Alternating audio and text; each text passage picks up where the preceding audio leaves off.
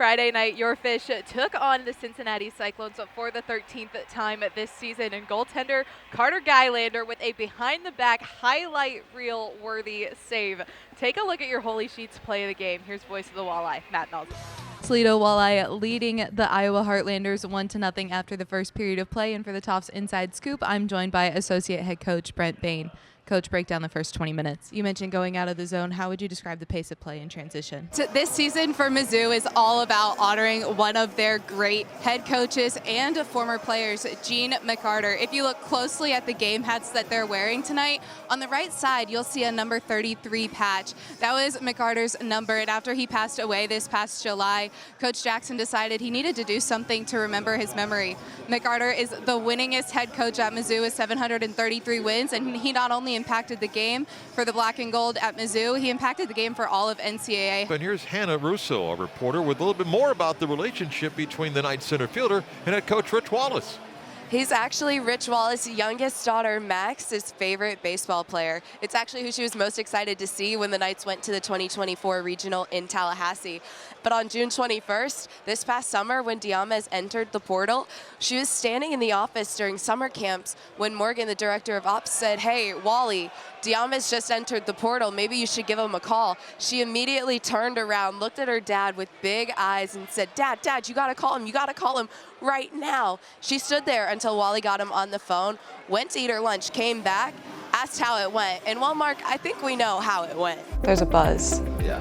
How do you use these memories for fuel? It's something I look forward to every year. The group of captains, the team trusts you all to be the guy. What does that reality do for you when you take the ice? Welcome back to Toyota Field. I'm Hannah Russo. I want to take you inside the Blue Wahoos dugout for a second and tell you a little bit about Mark Coley II.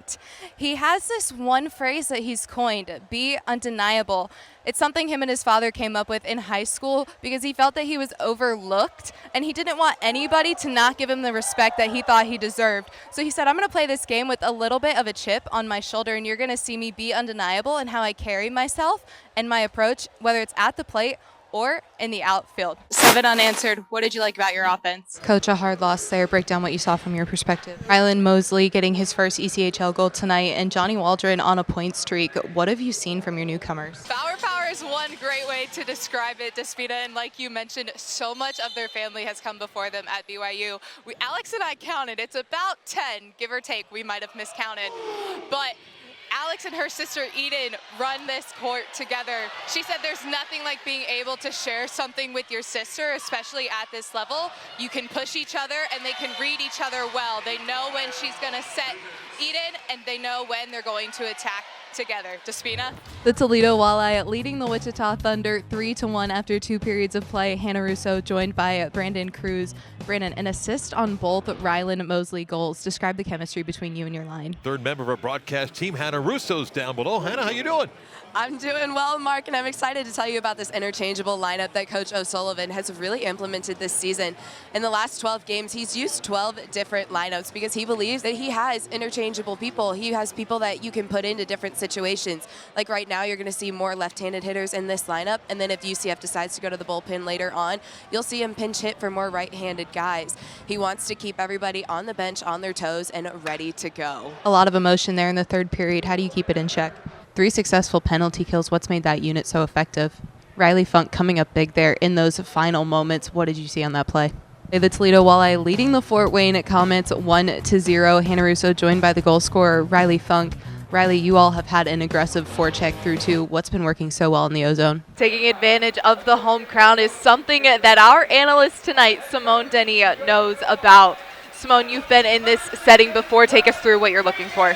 Carter, only 2 goals allowed. Describe your performance and how the defense helped you. What was your mindset protecting that lead? With both your dad and your grandpa playing in the MLB, making yourself a third-generation ball player, what was the emotion like in the room when you got drafted? Oh, it was very emotional. And you get to compete at one of the nation's premier programs. How has Oklahoma developed you as a player and a person? Kai, the first win in the Big 12. Describe what this win means for this team. It's amazing. I mean, we knew we could pull it out. They were looking for you for sure. A career afternoon tonight. How are you able to deliver? Down on the field there, Hannah, what are you hearing over there? The chatter that we're seeing right now is that Liberty's pitcher would reach back and touch her towel and then go straight to the ball. It looked like there was a dark substance on that towel, so we're not sure if there is any pine tar or any sticky substance that she may be using to give herself an edge at the ball.